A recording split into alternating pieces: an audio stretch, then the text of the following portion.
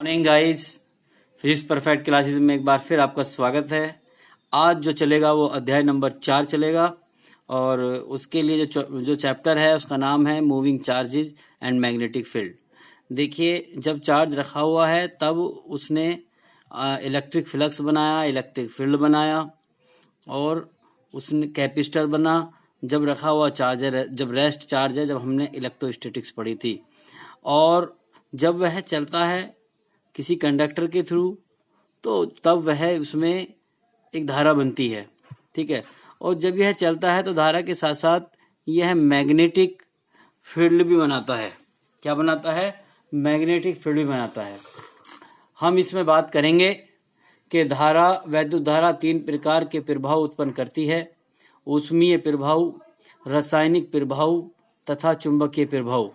इनमें से ऊष्मीय प्रभाव के बारे में पिछले अध्याय में बताया जा चुका है कि किस प्रकार वैद्युत ऊर्जा से हमें प्रकाश ऊर्जा मिलती है, क्योंकि वहां पर हमने देखा कि ऊष्मीय प्रभाव किस तरीके से, वहां हमने हीटर, बिजली, इस तरीके से देखा, ठीक है, और जिसका हम दैनिक जीवन में उपयोग करते हैं, बहुत उपयोग करते हैं दैनिक जीवन में ऊष्मीय प्रभाव का।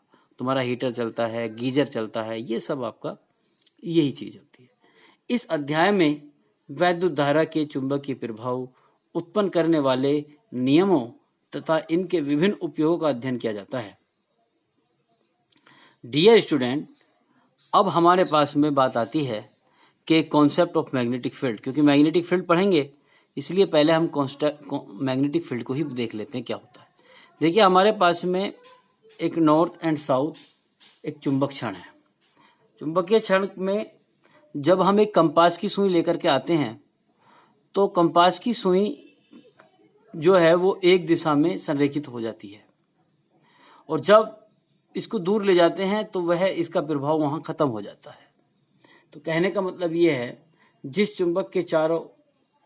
चुंबक के चारों ओर का वह क्षेत्र जिसमें किसी चुंबकीय सुई पर एक बल आघूर्ण आरोपित होता है, जिस कारण वह घूमकर एक निश्चित दिशा में ठहरती है, चुंबकीय क्षेत्र कहलाती है। देखिए, इसका एक स्पेसिफिक एरिया होता है, चुंबक के चारों ओर का एक स्पेसिफिक एरिया होता है। तो गाइस, बात आई कि किसी चुंबक के चारों ओर का वह क्षेत्र जिसमें किसी चुंबकीय सुई पर एक बल आघूर्ण आरोपित होता है, जिसके कारण वह घूमकर एक निश्चित दिशा में ठहरती है, चुंबकीय क्षेत्र कहलाता है। इस तरीके से एक दिशा में ठहरती है। अगर हम इसके क्षेत्र से कहीं बाहर ले जाएं, वहां पर इसका प्रभाव नहीं होगा, वहां पर मैग्नेटिक फील्ड नहीं होगा। आप इसको इस तरीके से भी समझ सकते हो कि क्षण चुंबक है, इसके पास में लोहे के महीन कण रख दो तो वो खींचे चले आएंगे। जहां तक वो हमें खींचते हुए दिख रहे हैं, मान लो हम उन्हें थोड़ा दूर ले जाएंगे तो वो खींचने बंद हो जाएंगे, उन्हें और दूर ले जाएंगे तो वो और खींचने कम हो जाएंगे, और उसके बाद में अगर हम इसे और दूर ले गए तो फिर वहां उनका प्रभाव खत्म हो जाएगा। तो जो एरिया है इसके चारों ओर का, वह चुंबकीय क्षेत्र कहलाता है। देखिए, इस चीज को एक ओरस्टेड वैज्ञानिक थे, उन्होंने इसको एक्सप्लेन किया था। वो क्या था, ये देखिए।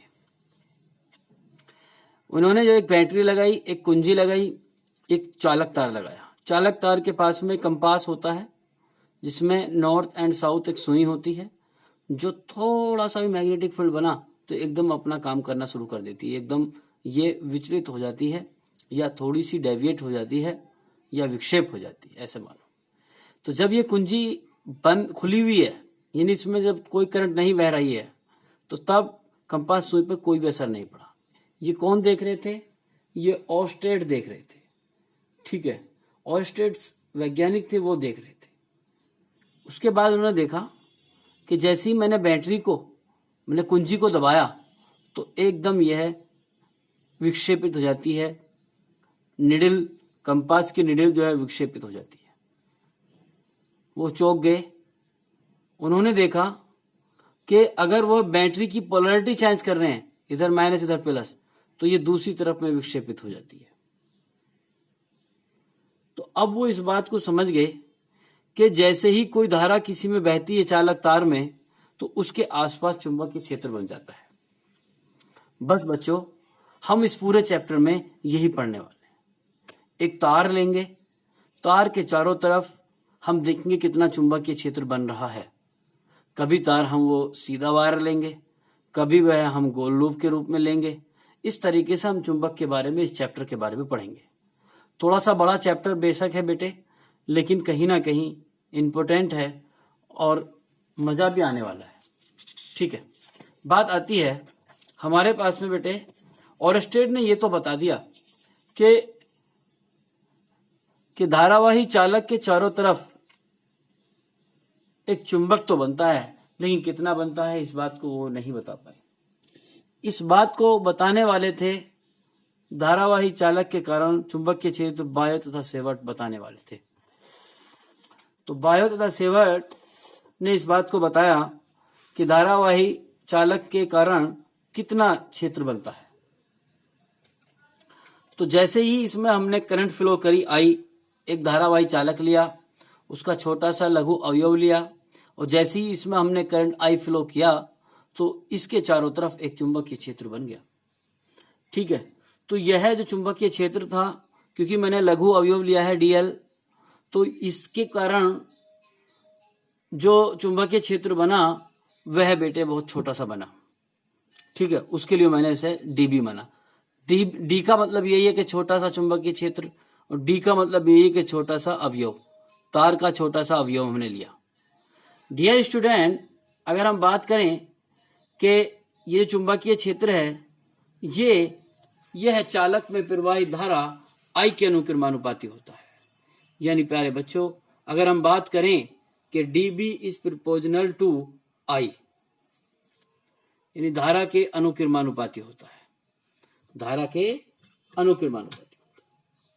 उसके बाद में अगर हम डीएल की बात करें इस तरीके से, डीएल, तो डीएल की बात करें, यह चालक के उस अवयव की लंबाई डीएल के अनुक्रमानुपाती होता है। तो जो डीबी है वो है आपके डीएल के अनुक्रमानुपाती। यानी जितना बड़ा ये लघु अवयव होगा उतना ज्यादा यहाँ पर चुंबकीय क्षेत्र बनेगा। ऐसे ही जितनी ज्यादा धारा, जितने ज्यादा मान की धारा इसमें बहेगी उतना ही चुंबकीय क्षेत्र यहाँ पर आएगा। उसके बाद ये जो थीटा है, इस थीटा की, ये जो डीबी है, इस थीटा की साइन के अनुक्रमानुपाती होता है। कहने का मतलब यह अवयव की लंबाई तथा अवयव को बिंदु P से मिलाने वाली रेखा के बीच बनने वाले कोण थीटा की जिया के अनुक्रमानुपाती होता है। ये जो दूरी है प्यारे बच्चों, इसके, ये जो डीबी है, यह इसके वर्ग के व्युत्क्रमानुपाती होता है। अगर इस बिंदु P को मैं थोड़ा इधर ले जाऊं तो इसका मान और घट जाएगा, और इधर ले जाऊं तो इसका मान और ज्यादा घट जाएगा। ये सब प्रैक्टिकली थी, इसमें कोई हार्ड एंड फास्ट रूल नहीं था, सब प्रैक्टिकली करा था बायो तथा सेवर्ट ने, और एक प्रयोग के आधार पर इसको हमें बताया था। इसके बाद जब हम इन्हें चारों नियमों को मिलाते हैं तो डीबी इज प्रोपोर्शनल टू जो आएगा प्यारे बच्चों, वो आएगा आपका आईडीएल, मैंने आईडीएल लिख लिया, sine theta upon R square, upon R square. इस संबंध को ही बायो सेवर्ट का नियम कहते हैं। प्यारे बच्चों, अगर यह चालक निर्वात अथवा वायु में स्थित हो तब इस संबंध को हम बोलेंगे कि डीबी बराबर म्यू नॉट अपॉन 4 पाई, उसके बाद में I into D L sine theta upon R square.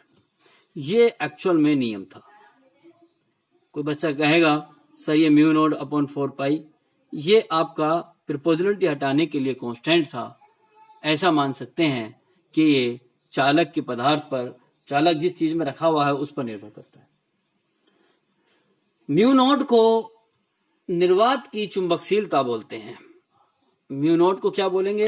चुंबकशीलता, निर्वात की चुंबकशीलता बोलते हैं। परमेबिलिटी, ध्यान रखें एप्सिलॉन नॉट जो था परमिटिविटी था, ये आपका चुंबकशीलता है। क्लियर।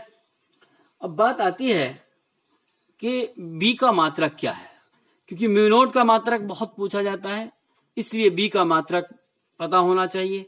प्यारे बच्चों, एक आगे हम फॉर्मूला पढ़ेंगे F बराबर IBL, F बराबर IBL। तो मुझे बी का मात्रक चाहिए, तो बी का मात्रक हो जाएगा F अपॉन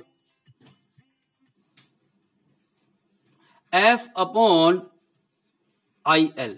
ये फॉर्मूला अभी आगे पढ़ेंगे, इसलिए याद रख लो F बराबर IBL मात्रक निकालने के लिए। तो बी का हो जाएगा F का मात्रक न्यूटन, एम्पियर और प्यारे बच्चों मीटर। तो न्यूटन पर एम्पियर मीटर वो बी का मात्रक है, इसलिए म्यू नॉट का मात्रक हम निकाल सकते हैं। तो गाइज म्यू नॉट की विमा और म्यू नॉट का मात्रक आपको इसमें हमें बताना है कि क्या आएगा। मैं थोड़ा सा हिंट दे रहा हूं, इसका डीएल का मीटर, इसका मीटर स्क्वायर, इसका एम्पियर, इसका कुछ नहीं होता, और बी का मात्रक हो जाएगा न्यूटन एम्पियर मीटर। विमा, और ये आपका होमवर्क रहेगा कि विमा, प्यारे बच्चों विमा और दूसरा इसका मात्रक हमें निकाल करके दिखाना है, ये आपका होमवर्क रहेगा। तो गाइज आज के लिए सिर्फ इतना ही, अब हम आपको कल मिलेंगे, ठीक है, और बहुत इंपॉर्टेंट चीजें चलेंगी कल। मैं आपको इसके चुंबकीय क्षेत्र की दिशा और वो सब चीजें आपको बता दूंगा। Okay, thank you and thank you very much.